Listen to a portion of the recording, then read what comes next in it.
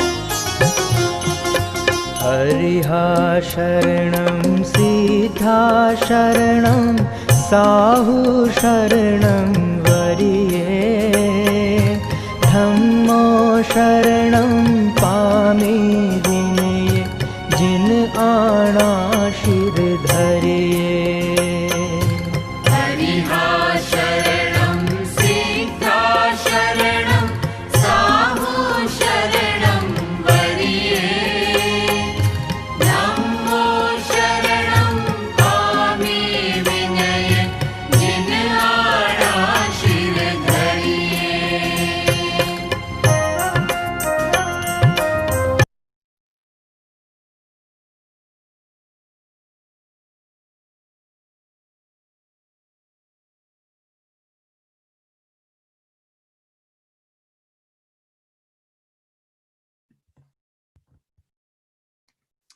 Hi, Pranam, Jai Jinendra, and good afternoon to everyone. Thank you so much for joining us this Sunday afternoon. I'm really excited to have Nilesh Bhai back again with us after such a long time. It feels like it's been a couple of months since we enjoyed one of his cooking demos. So it's great to have him back this afternoon. He's got a real treat on for us today. So I hope you enjoy this afternoon session. I'm going to move on to Nilesh by now. Hello, everybody. Namaste. Hope you're all very well. Thank you, Sharon Bhai, for introducing me, and thank you to the Ashwal team for putting up the show again. And thank you to all the viewers who are there, joined us. Hope we are nice and warm, although it's not that cold today, but it's a fairly chilly day. So I've got something unusual lined up today. I'm going to make vegan tandoori beetroot momos. If you've seen some of my demonstrations before, I think you probably have gathered beetroot is one of my favorite ingredients. I've worn a red shirt because beetroot splashes quite a lot, and I want to make sure my clothes are not stained. But that is the beauty about beetroot, which we're going to use in the elements of the cooking today. So in the demonstration, there's a number of processes that we need to do to put it together to produce the end result. So firstly is the preparation of the filling. Secondly, how to make the pastry, which we will make from scratch. Secondly, how to roll the momos. I've got a couple of styles that I want to demonstrate, because you can have various different ways of rolling it up. And it's a nice, soothing thing to do, because it distracts you away from whatever that might be not good happening in the mind. So it's a way to relax and unwind. And finally, how to convert the momos that we've created into a tandoori style. Now, some of you might know or might not know what momos is. It's a type of Eastern or South Asian steamed filled dumplings. And it's very popular in the Himalaya region, which is when I first came across momos, because they use it very widely there. It's almost, I think, a national dish in the Nepal and Himalayan region. There's various ways of presenting momos. You can have it just steamed. The beauty about momos is it's a very healthy way to make something, because there's no frying. It's a steamed product, so you're taking elements of the goods of it. And also, you can, if you're just going to steam it and enjoy them, then you can have them with various dips. I'm not going to demonstrate today how to make the various dips or chutneys, because we are going to use the steamed momos and turn them into tandoori momos. So we won't be needing any dips today. The ingredient list for what I need, what we are going to produce today, is going to come up on the screen in just a few seconds, and then I'll run through what preparations I've made here. Shailin, if you help me, just put up that ingredient slide, please. Great, thank you. So I'm using, it's a tandoori, it's a beetroot momo. So To make the beetroot filling, thank you, Shalimbai. So I've just grated beetroot. You want it as dry as possible, so I've squeezed all the water, and we are going to use that water to make the pastry. You could use just normal water, but I want my momos to be the same color as the beetroot, so I'm going to use the water. I've squeezed them out by hand and just taken away the water. If you hadn't taken away the water, you would have to cook them longer once you're cooking the filling, because if you have a moist filling, it will only make the pastry wet and you will not get a very good product. To bring flavor to the filling, I've got cut up onions, ginger, garlic, some coriander. I'm using a bit of chilies, finely chopped. It's an optional item. If you want fiery, you can have more or less. And just lime, which I'll squeeze on. I'm going to just use normal masalas that we use, which is salt, pepper, dana jiru, and red chili powder. Again, I've got it on the list of the quantities I'm using. You can vary these in terms of taste and preference on how spicy or flavored you want it. To make the tandoori momo pastry, I've got 1 cup of plain flour, just the ordinary flour that we would get from the shops. And I've got an extra ½ a cup just in case the dough is fairly moist. Ideally, you want it slightly dry side so you can roll it nicely and you get good shape. And as I mentioned earlier, I've squeezed the grated beetroot to get the water out of it, and I want to use that water to make the pastry. You could have used just plain water. If I don't have enough of the water, I'll just add on a bit of the plain water in addition to this, but I think this should be adequate for what we need. And then to turn the steamed beetroot momos into tandoori momos, again, I'm just going to make it a sauce, again with onions, ginger, garlic. I'm using tomato puree, 1 tablespoon. I've got soya sauce, about 1 tablespoon. And I've got ketchup. I've got corn flour because I'm going to add a bit of water to make it into a gravy. And to make the gravy thicker, you might want to just use a bit of corn flour to thicken it up. And obviously there's the chilies and coriander finely chopped up. Again, same spices that we would have used earlier. I'm going to use the same flavoring again. So I'll start making the filling first.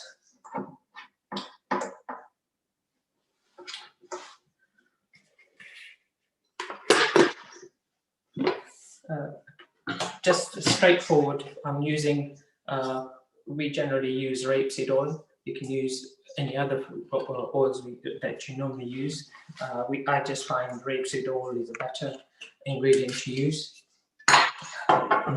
Just let it warm up a little bit.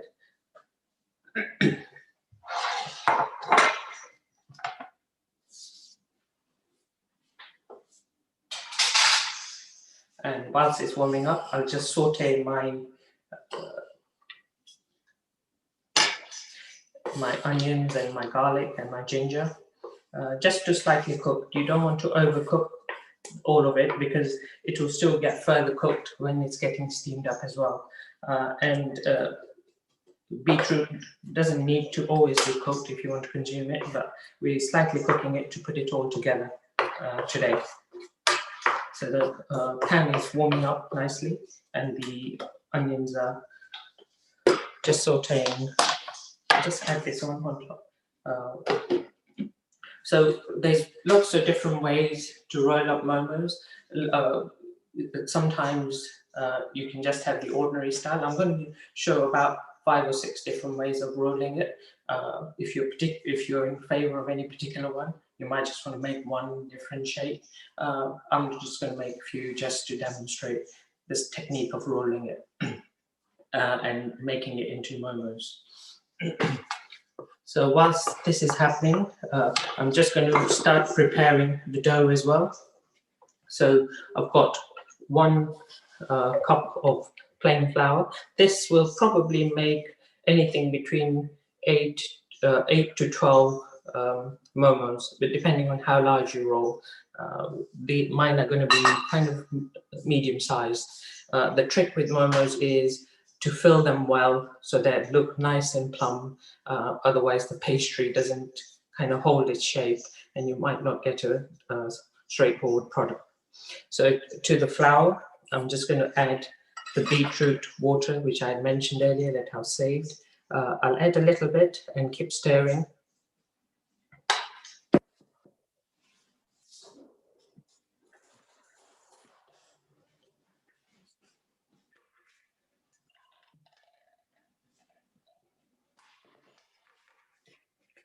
So I'm just kind of bringing it together.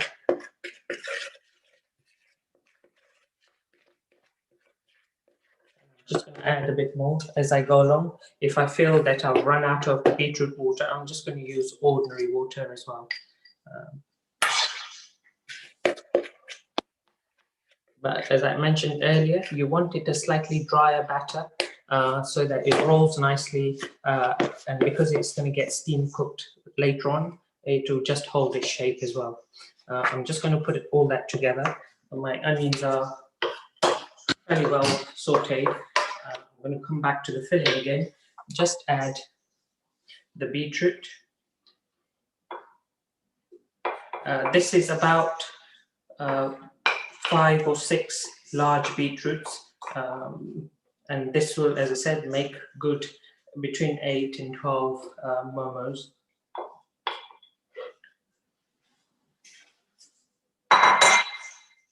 To this, I'm just going to add the flavoring at this stage. I mentioned about chilies. I'm just going to put a tiny bit. I don't want it overpowering, and these are slightly spicy chilies, so I've just put half of it finely chopped and add the seasoning. So I'll season it up now with some salt, turmeric powder, dana jeera. I'm going to use slightly more than all the other items I've used, maybe 2 teaspoons worth. Tiny bit of black pepper. Again, this is all to taste, and I'm just going to add a tiny bit of red chili powder because remember I've already put the chopped up chilies in there. I've got amcha powder here as well, which has a nice sharp flavor, and it just brings out the flavor of all the ingredients and adds a good twist to the whole thing. And just half a teaspoon of garam masala. So it's all beginning to come together.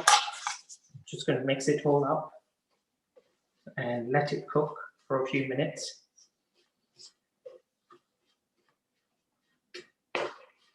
And I'll just squeeze a little bit of lemon juice. Again, beetroot is quite a nice sweet item. It has natural sugars of its own, and the lime just helps to lift it up that much more. You can use lemon if you want. It's just a personal preference. I like lime because it's got a bit of sharper taste than lemons might have. So I'll just let it all cook together. Oops.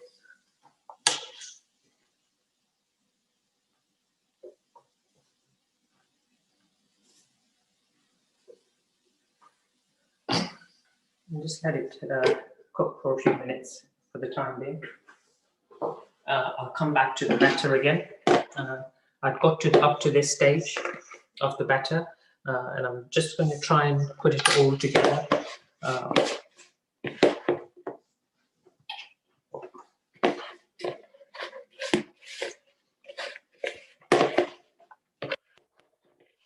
At this point, I don't feel I need any much more water, and I don't need to use any more flour. And it's coming together very nicely. And you can see the color of the beetroot coming through with that juice that we added on. And once you get the final steamed product, you will see a nice deep color of beetroot on the pastry and as well as inside. Just add a tiny bit of water.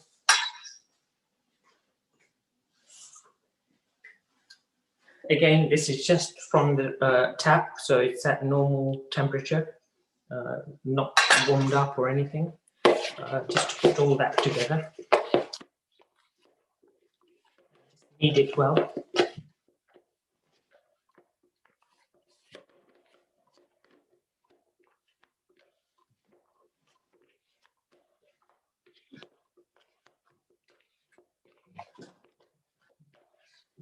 Need a tiny bit of elbow grease here, just to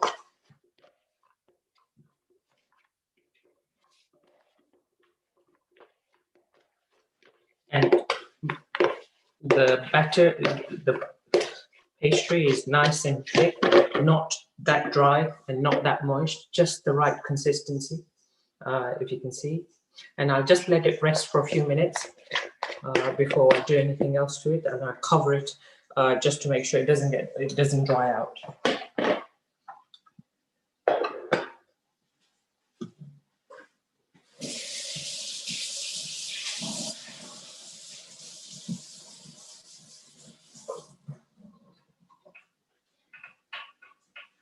It's a hands-on items to make, so the hands generally get dirty, so just be prepared for it. But that's the beauty about cooking. The more you put in, the better the results you get, and you get the pleasure of the end result because it's all your efforts that you put in. Coming back to the filling, I'm quite happy. It's a dry, there's no water here. If I can just show you this. And this is almost ready. At this point, I'll just add the coriander, chopped up coriander.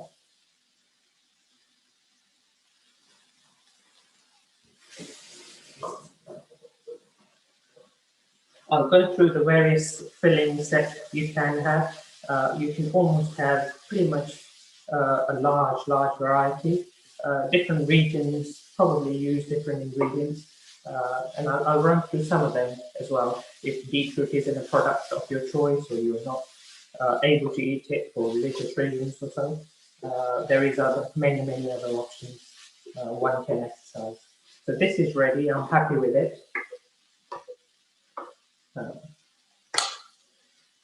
What I'll do is just put it by the window because I want the filling to cool down. You don't want to use a hot or warm filling because it will only create a problem when you're rolling the whole momos together.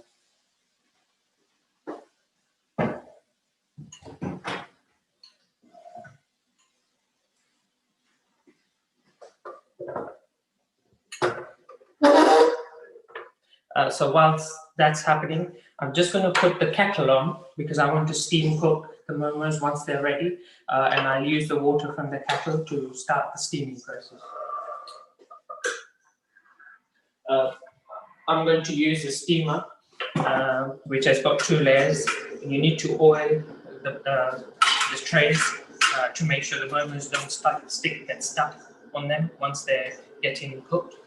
If you don't have a steamer, it's not a problem at all. If you have a large pan, you can just put a small bowl or something upside down and put some sort of layer on top and put your momos on top and cover it in case you didn't have a steamer. So please don't be alarmed that a steamer is needed to cook these together. I'm going to come back to the batter again.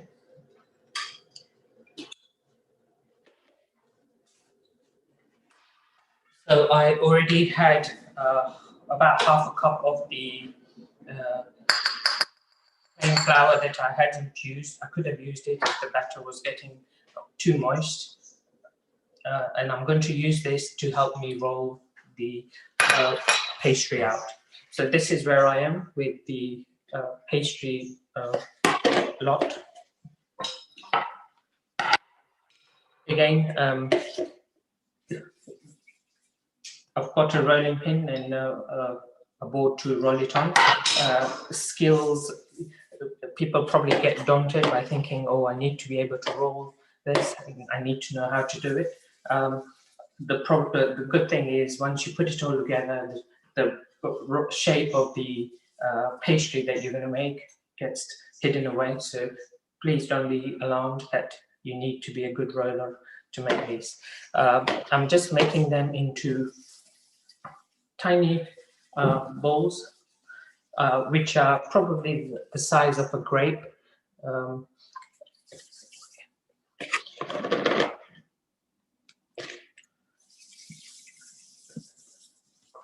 and whilst I'm rolling them, I'm just giving it a gentle massage between the two hands. Again, it's a kneading process, and just to create a smooth layer around, which will help when you're rolling it out. And you can probably already see the color of my hands. Beetroot has a lot of colors in it. The red color, which to me signifies it's got some fantastic nutrients in it, and the body needs all these colorful elements of the plants that we eat, because they bring in all the different vitamins and minerals in them.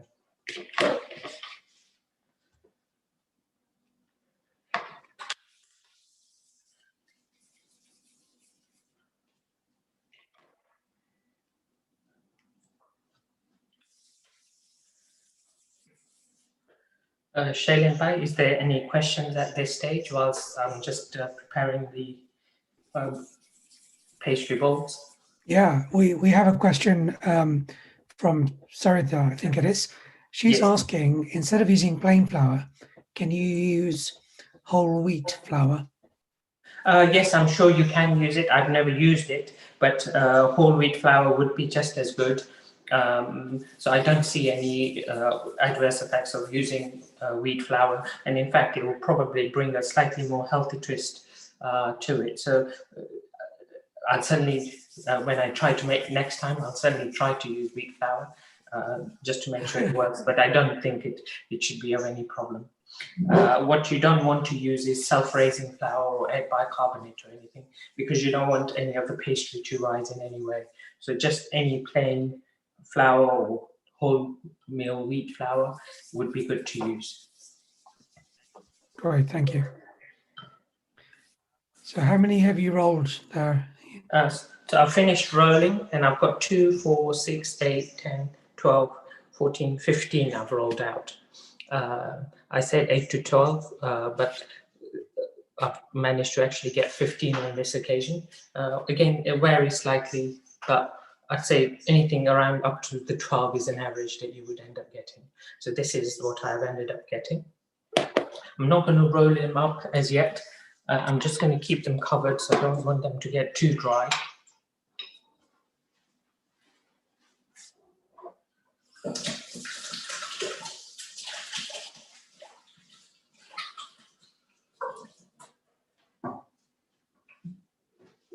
What I'm going to do is just separate the cooked filling into 2 plates, so it just cools a bit quicker whilst we're waiting for them to cool.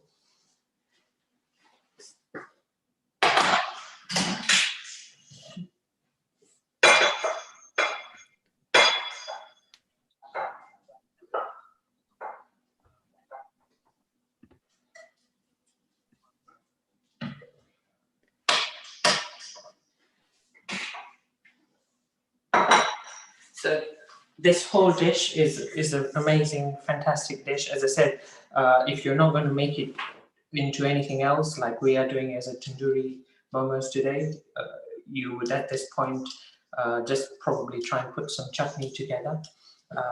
And you can have various different chutneys, red chutneys, green chutneys, and it goes very well. It helps to bring out the flavor. Sometimes you can have the filling not heavily spiced or flavored, but the chutney will do all that and bring it all together. But it's a fantastic ingredient. Whatever you use, however you use, again, the more you experiment, the more you will realize how you want the end product to be. But the opportunities or the variation is quite large, so you can enjoy it in many different ways. I first had momos when I went trekking to Nepal, which I've since been a few times, and it's always been a favorite to enjoy. I think it's one of their national dishes. And when I put up the recipe up and did an advertisement, explaining that this is what I was going to prepare. One of our key tracking guides immediately phoned up and goes, "Oh, Nilesh, brilliant, you've done momos. I was hoping you'd do it at some point." And I think people enjoy, but not quite sure how to make it. But you can see how simple it is. The batter is so easy to make. The filling, again, you can have whatever you want. So you know, it's got a couple of steps that you need to follow, like the preparation of the batter, the preparation of the filling, now putting it all together and then steaming it. So it's just got a couple of technical elements to it. But once you practice it a couple of times, you will realize how easy it is and how enjoyable the end result is. So I hope you'll enjoy it watching, and at some point put it together and hope to enjoy it. Yes, So can I ask? Yes, sorry, go you were ahead. going to go. I was No, going to go ask. So when you were in Nepal, what fillings did they have there? So I was going to mention the various fillings they have. Quite regularly, they're carrots, cabbage and carrots, which is grated, and cabbage finely chopped. But you can also have mushrooms, you can have spinach and peas, you can have tofu. I know a friend of mine called Big John loves his tofu, and every time we have anything prepared for him, like momos, tofu is one of the key ingredients. But it's a fantastic way to put many things. You can put paneer, grated paneer, or finely into small crumbs. So it's an endless thing that you can think of what you can put in there. You can even have potato fillings in there as well. The Chinese have the wonton soup, which is a dumpling soup, and this is a dumpling. And so that's another way of enjoying, like we're having it as tandoori. The Chinese have it in their soup as wonton soup, which is a very fine broth, full of flavor but very watery, and the dumpling put in there to enjoy it. So many different ways to enjoy the whole thing. I'm just going to check up on my cooling process to see if it's ready, and then we can start putting the momos together.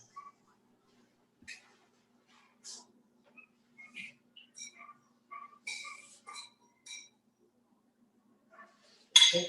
So I've got some of it, I separated some, and it's fairly well cooled down now, so I'm happy with that.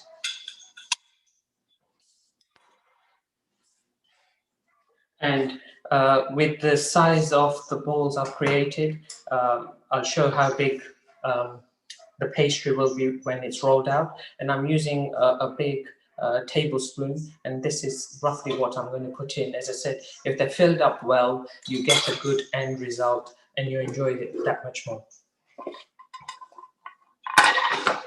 So I'm just going to take my rolled up balls, flatten it out. Since I've rolled, what I mentioned earlier was roll it up so the edges smoothen up. When you squash it down, you can see there's hardly any cracks on the edges. If you end up having a crack, when you roll it up, it will just start splitting. So that's what you want to look out for.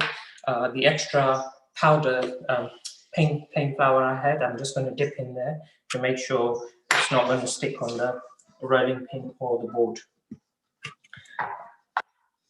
And the process of rolling, I'm putting gentle pressures on both of these and simply pushing the edges towards myself. If it gets sticky again, just dip them in the flour.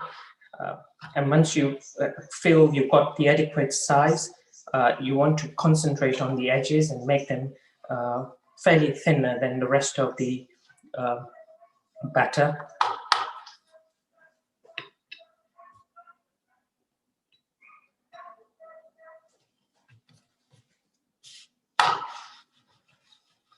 So I'm just putting gentle pressure and pulling it towards myself. The batter is spinning around on its own. And I've got to the right size. The edges are slightly thinner. And it's about 7 to 8 centimeter size in diameter. And you can have any size variation, but make sure the pastry is not too thick, because otherwise when you have the end result, you will be tasting a lot more of the pastry rather than the actual filling. So to roll, I'm just holding it between my 3 main fingers. The rest of the fingers are supporting it. As I said, I'll take a good spoonful of this. That might be a tiny bit more than what I need.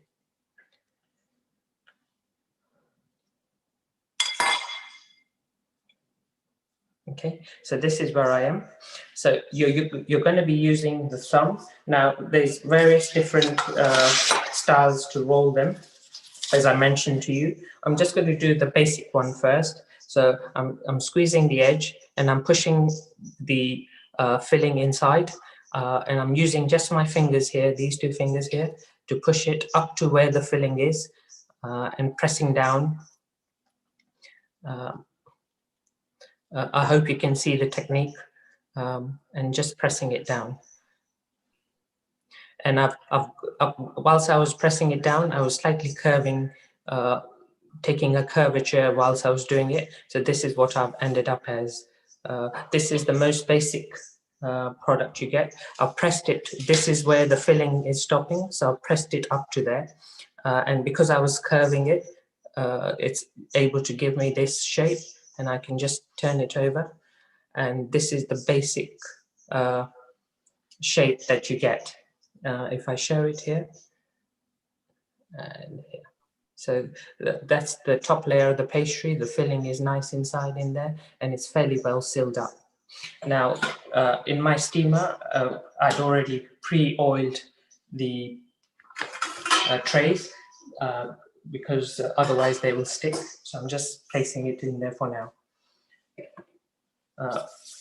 I'll do another type. Again, the same process, just squeeze it well between your hands, press it down, put the plain flour on to stop it sticking against the rolling items.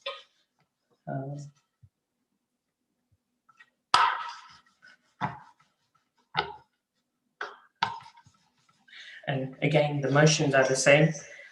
You're putting gentle pressure on both the ends, a bit like rowing, really, and just pulling it towards yourself, and it will start spinning itself. And once I've got to the right desired size, I will just concentrate a bit more on the edges.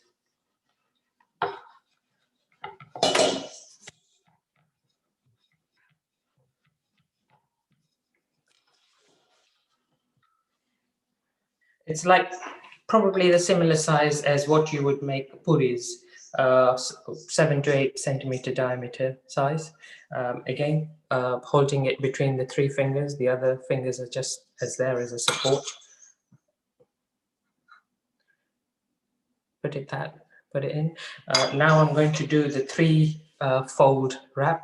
So I'm going to start from the edge. I'll pinch here. I hope you can see it well, and keep squeezing it. I'll carry on. I'll do the same process again. Pinch here, squeeze it. I'm not doing anything on this side. I'm just simply creating a fold on the other side. And towards the end, you just squeeze it through. So if you can see, you've got the 3 folds on this side. 3 folds. The other side is just plain. Again, I'll just simply shape it a little bit. And if you want to make it into a round thing, again, same. The folds are on this side. On this side, it's plain. And squeeze the 2 together. Are those folds purely decorative? It is, yes. The shape of how you end up having to make it is purely decorative. So the more creative you want to be, the various different ways you can keep trying to create all the different. I'm going to go through a few, but as you experiment and if you feel more creative, you can just try your own and see how you can create many different shapes if you want. I think you can probably do anything about probably 10 to 12 different shapes. but entirely matters on how one wants to kind of go forward with it. So I've got my third one ready. Again, between the fingers.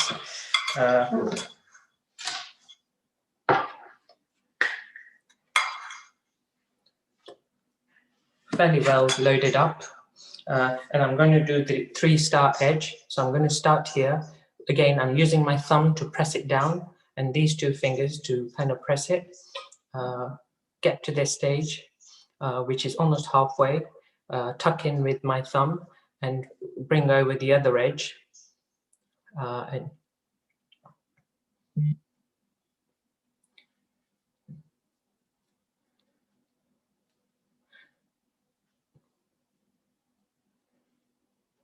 And I've got my 3-sided shape, which you can see.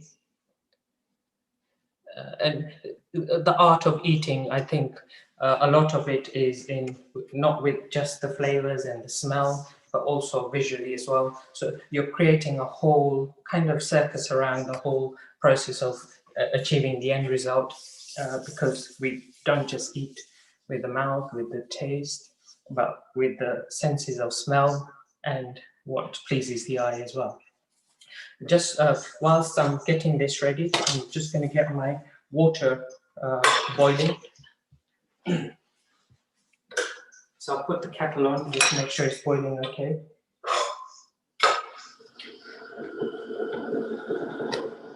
And the steaming process takes anything between 12 and 15 minutes.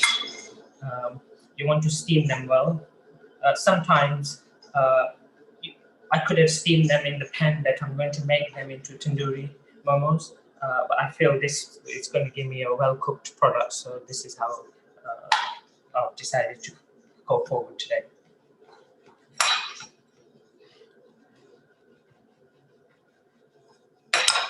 So again, my 7 to 8 centimeter disc.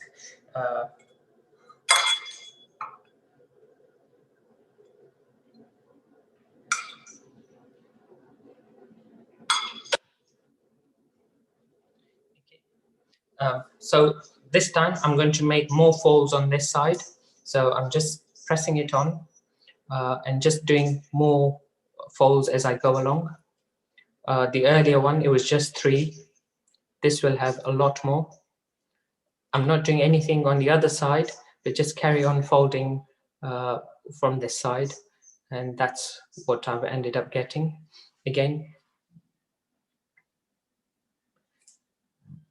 that's the end result. If you can see, there's lots of fold on this side, no fold on this side. You could leave it just as it is, or you can bring the 2 ends together and just leave it as that. Okay.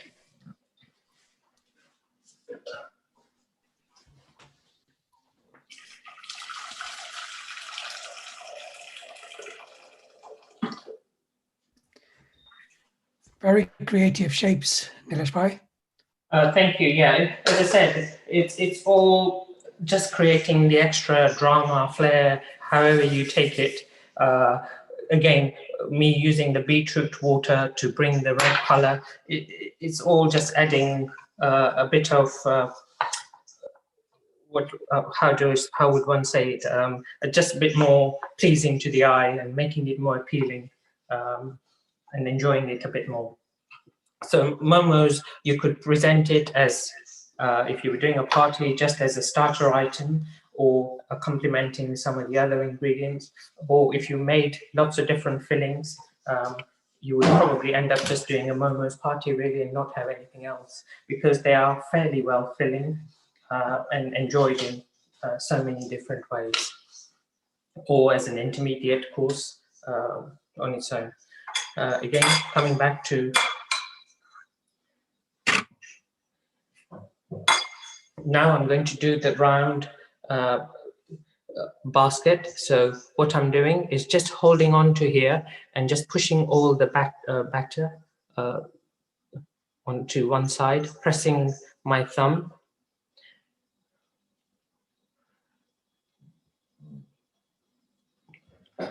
And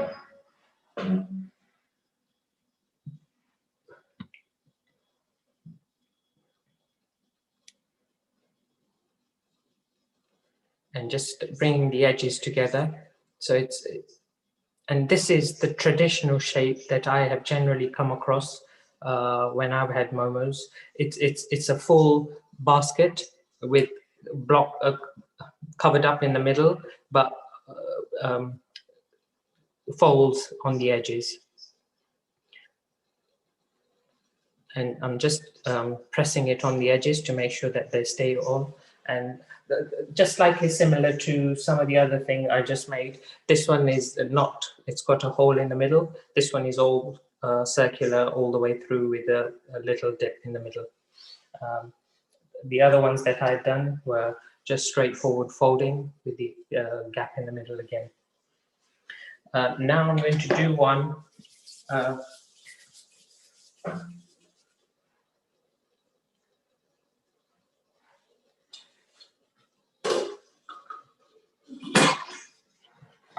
which is called the braided one. It's more like when people with long hair plait their hair, you get the braided effect, which is again really nice to get as an end result. And people often take back and think, oh wow, that looks nice, but I will try and show how easy it is to achieve that end result.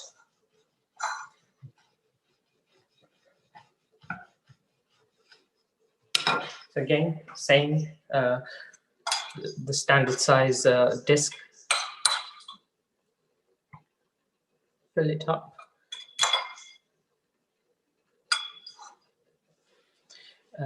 And this time, I'm going to push from the one edge inside, and I'll plait from both sides. I'm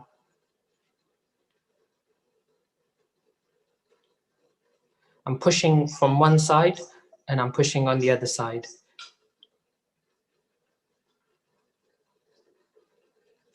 Just takes a bit of practice and a bit of patience, and trust me, anybody can achieve this result.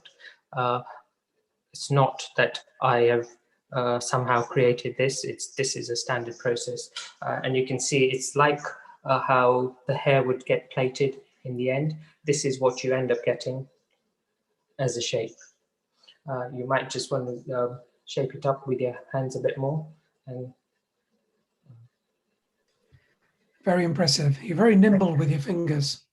As I say, I think if you just be patient and give it a couple of tries, you can get the result. And I think it's we make an ingredient, a product like that called gugra, especially now when Diwali is almost coming upon us.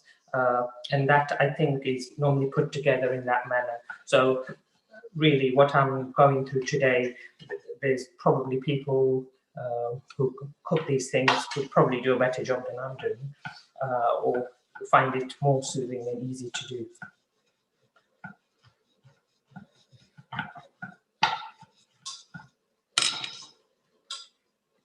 So this is the final one that I'm going to show today.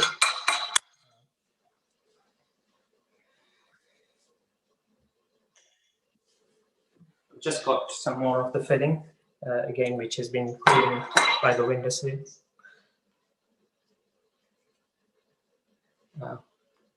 Again, well packed inside. And this is called the square. I'm pressing it down. And this is probably the easiest one to do.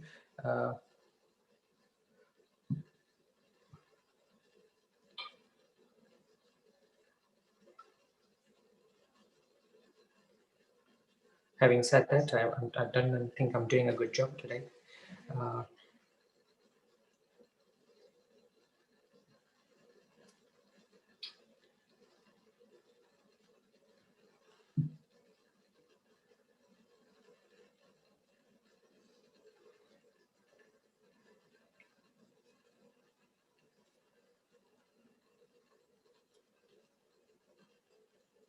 Just four-sided shape.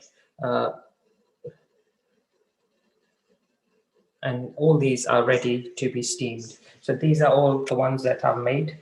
I'm going to put them in the steamer. They're ready to be steamed, so I'm going to put them in the steamer and let the steamer do the job.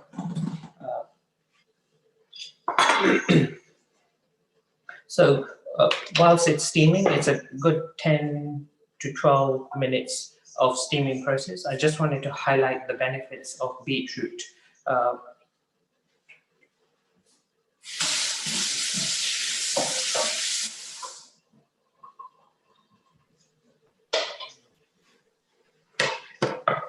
So, Shannon, if you help me just put up the slide for the benefits of beetroot. You've probably seen the other one, please. Yes, thank you. You've probably seen quite a few of my demonstrations, and I use beetroot as a key ingredient quite regularly. I find beetroot has a lot of lovely qualities about it. It's a very nutritious product. We're full of lots of vitamins and minerals.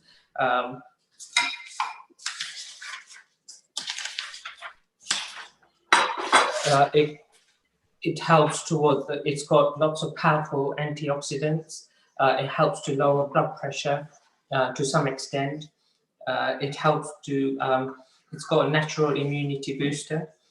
It helps to keep the eyes healthy. But what I generally find a lot of times when I've done a heavy exercise, or even when I'm doing tracking and it's a lengthy track, I would take some beetroot juice, and that's just been put together by taking the beetroot, taking the skin off and blitzing it with some water and leaving the bits in there if you enjoy it, or sieving it. And that helps to give you a lot of uplifts your energy levels. So it's a good one to take when you're doing long strenuous exercise, in between the exercises, to give you the raised sugar levels, energy levels I mean, but even at the end of the exercise, it helps to revitalize the body in a nice way. So I find it as an amazing ingredient. The only slight thing you need to look out for is for people to avoid, the people who should kind of eat it with caution or avoid it are people with low blood pressure, because it has a tendency of reducing your blood pressure to a small extent. So if you already suffer from low blood pressure, you want to take it in moderate quantities, again assessing it to see what effects you get. And also for because beetroot has got a lot of its natural sugars, if you're diabetic, you want to be slightly careful on how much you consume. But if you take it once a week or so, I don't think it should be of great concern. But it's something to keep an eye out for. Thank you, Shalimbai.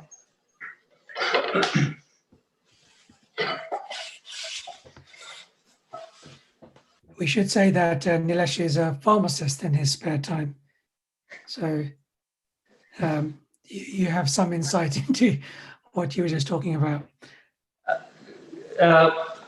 Yes, I think, I don't think when I practice I ever highlight the benefits of beetroot to people, but I'd love to, I think, yes, sell the product. People probably think I have shares in beetroot, but because of the amount of times I focus on it and tell people, you know, it's a lovely ingredient, eat it well, eat it all the time. But the beauty, as I said, it has got such a vibrant color, which we will see once the momos are ready. And you can eat it, sometimes we eat it uncooked, just chopped in the salad. I generally, if I cook it, I put it in the grill, just like a potato or corn on the cob, and let it cook and just peel away the skin and enjoy the product. To me, I find it an exceptionally good ingredient for many, many reasons, some of them that I've covered just now. Whilst we're waiting for the momos to come together, I will try and put the tandoori sauce together. So earlier I'd gone through some of the ingredients for the tandoori sauce. I've got chopped up onions, ginger, garlic, tomato puree, which brings that sharpness of the flavor. And again, it's a deep ingredient which brings lovely flavor. Some tomato ketchup, soya sauce. I'm not going to use chopped up chilies. I like to just use a whole chili, put a slit in it, because then it doesn't overpower the dish. And add some lime juice. And if I want to thicken up the sauce, if I find the sauce is slightly not thick enough, then I'll just add a bit of corn flour. Again, it's an optional item. My pan is almost ready. I'll add some oil. So the tomato puree is just ordinary puree that you can get in most local supermarkets. And the soy sauce is just, I'm using dark soy sauce. If you have light soy sauce, either one is good enough to give you the ingredient you need.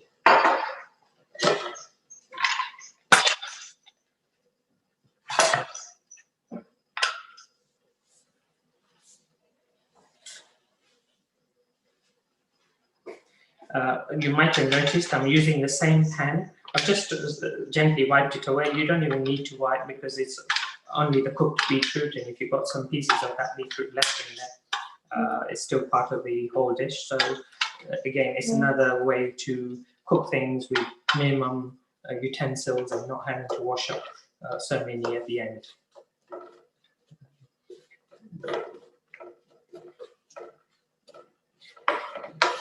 And earlier this morning, I met up with a friend who was raving about one pot. What's it called? It's called a one pot cooker, and I would be very intrigued. So my first question was, "Oh, I'm making beetroot today.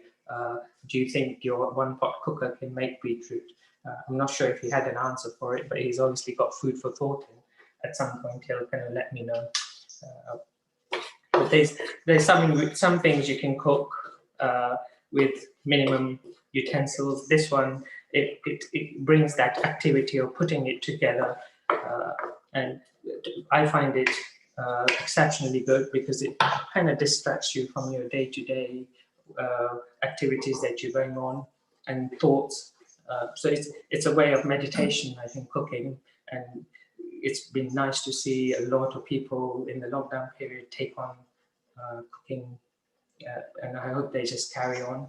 And hence the reason for doing these shows, because it just, again, generates interest as well. So my onions are slowly cooking.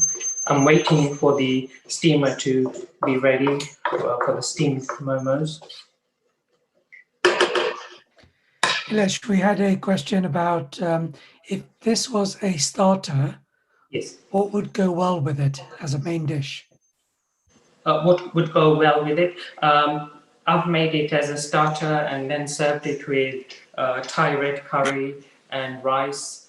You could have it as a part of a Chinese dish, but you can have this as well with most Indian cooking as well, if you've got a couple of courses coming through. So it goes well with quite a variety of things. It might not go down so well with maybe English dishes or something, but most of the Indian cooking dishes or South Asian sides of dishes, it would go down well in quite a few ways. Good. Any other questions? Well, someone seems to have had it as a dessert. Lakshmi Patel said when she was in Nepal, she had chocolate-filled momos.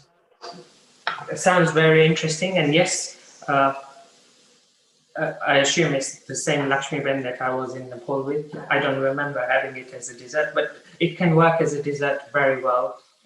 You could put Nutella paste in it, or you could chop chocolate chips and put it in there, and then steam cook it, and pour chocolate sauce on it. So yes, if one is able to do it, I think yes, it can be doable. And if she's had it, I would love to find out how it was put together and maybe give it a try and enjoy it in that way. And maybe in the pastry, you could probably add some flavorings to it, like cinnamon or a bit of sugar and salt, just to bring up the flavoring, or even nutmeg as well. So it's the mind can just experiment, and this is the beauty about cooking, which I keep raving about. That the more you experiment, the more you're going to discover, and the more you're going to enjoy. So thank you, Rashmi Ben, for bringing that up. Can you take another question? Yes, Sandy. So the momos, can you Momo? I've been corrected. It's Momo, not momos. But can they be frozen either before steaming or after for use another day? Yes, the best time to freeze them would be like samosas and spring rolls and any of those things. They could be frozen before the process of steaming them. So just before we prepare them and steam them, that's the point you would freeze them, and then you just take them out and steam them separately. There is times you can deep fry them as well. I'm not a fan of frying, and hence I'm not sure that's a healthy way to go forward. So I haven't kind of indulged in that process. Can they be baked? Baked might, yes, you can possibly bake, quite probably bake. Again, it's something I haven't done or doesn't kind of interest or bring excitement, but I'm sure you would bake it. But the whole idea of steaming it is the pastry is just so soft and it's holding all that flavor inside. So it might change the product in some way or the other and make it crispy. And maybe it would be another way to enjoy it. But then it might end up just being like a baked samosa or a baked spring roll. And this one has a different texture when it's steam cooked. Thank you. Any other questions? Somebody was asking about fillings. They might have missed your comments earlier. I think you said you could use cabbage or carrots, spinach and peas, potatoes and so on. Sweet potatoes, maybe? Yes, you can use sweet potatoes, but when you have baked sweet potato, it has slightly less, it's a more item that holds a bit more moisture than an ordinary white potato. So you might want to add some other items to it just to take that wetness away, so it's slightly dried up. So maybe add crushed up oats or something. But yes, the sweet potato would be good to use as well. Okay. Any other questions? That's all for now. Okay. So I'm just putting the tandoori sauce together. I've sauteed my onion, ginger, and garlic. I'm going to add the ketchup, the tomato puree, and my soya sauce. Just slightly let it gently cook together. And the flavors are already coming through with all these ingredients, let alone the flavor of the momos that we put together. And I'm going to flavor this up with spices, again, similar spices to what I used earlier. So I'm going to add some salt, obviously, to bring the sharpness, although there is salt in soya sauce, so you might just want to be careful how much you use. Turmeric powder, dana jiru, again, I'm just going to use one spoonful this time. Tiny bit of black pepper, very tiny bit of chili powder, and I'm going to use garam masala again, and amcha powder. Again, a small amount of, you don't want it overpowering, so just added a tiny bit of garam masala. And the amcha powder. And the mixture is looking slightly dry, so this is where I'm going to add a bit of water to it. I'd already boiled up the kettle, so there's some water left over from there, so I'll just add a tiny bit, just to bring all the flavors together.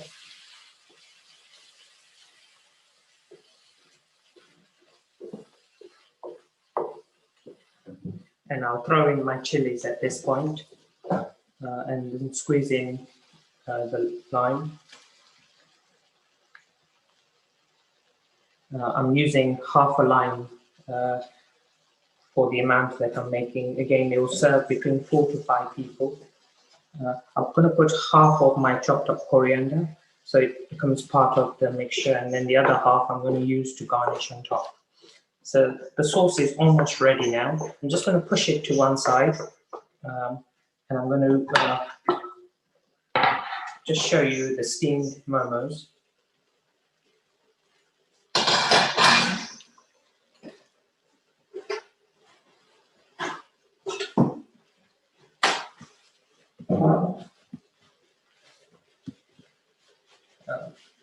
The pan's got hot, so you need to just be mindful of that. And this is my end result. This is the Momo's beetroot. You can see the color of the beetroot has come through. The pastry has cooked well, and I'm really happy with the end result. You can see all the different shades that have come through as well whilst the steaming process has taken place.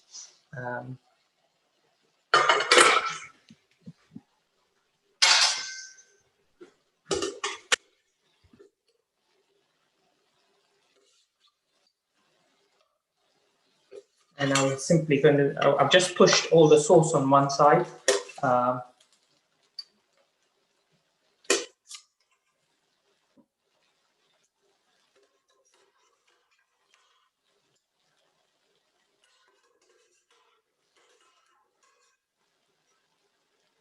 And you can see it's a nice parcel of ingredients inside, and it's not breaking up or anything. That's because I took precautions, as I said earlier, that the filling should not be moist, and the pastry needs to be slightly on the dry side. Now it's all together, and I'm just going to put the sauce on top.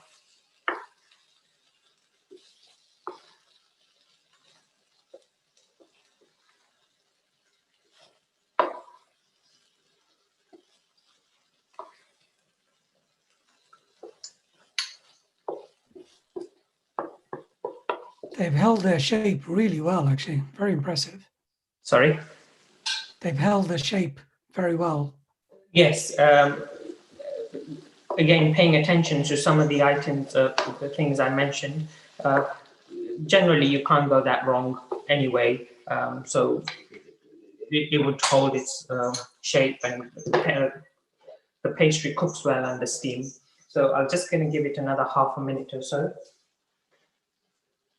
I'll sprinkle on the rest of the coriander just to lighten up the dish, make it look more interesting than it might be. Let it steam cook.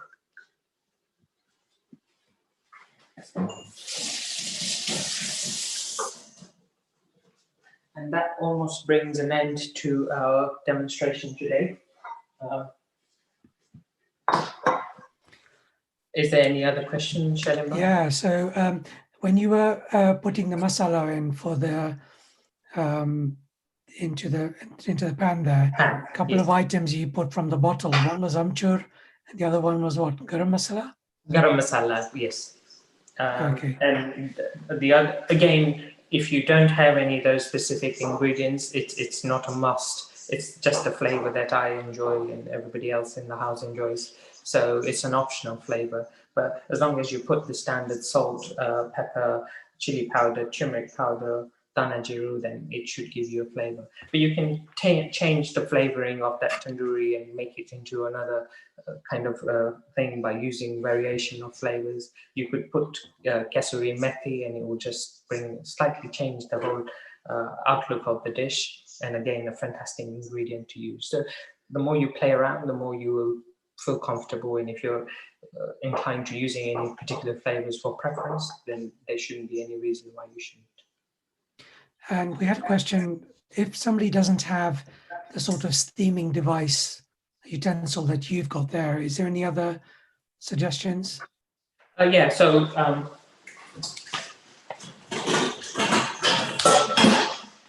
this is an ordinary cooking pan that I would use. And an ordinary bowl. So I would just put a small layer of water, turn it upside down, put a Pyrex plate or something, put the momos on top, and put the lid on and let it steam that way. So there's a number of different ways you could steam. Or if you have an idli maker, then you could use that to steam the momos as well. Good. Anything else? Any other questions? Somebody commented that the mom uses the leaves of the beetroot Yes. to cook with as well. So I guess not wasting any of the plant. Yes.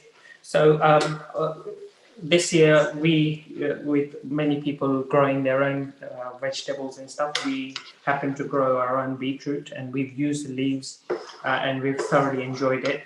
I would, if I was to use the leaves today, I would use it as a presentation item. So I would layer the plate with the leaves and put the momos on top. But you can use it in salad very easily. So yes, the leaves are good to eat as well. Just make sure if you're growing your own, you don't start eating the leaves before the produce is ready, because it will stop giving you the beetroots in the end. And I've just plated it, and that's our tandoori momos ready to be enjoyed. Thank you. Wonderful. Looks amazing.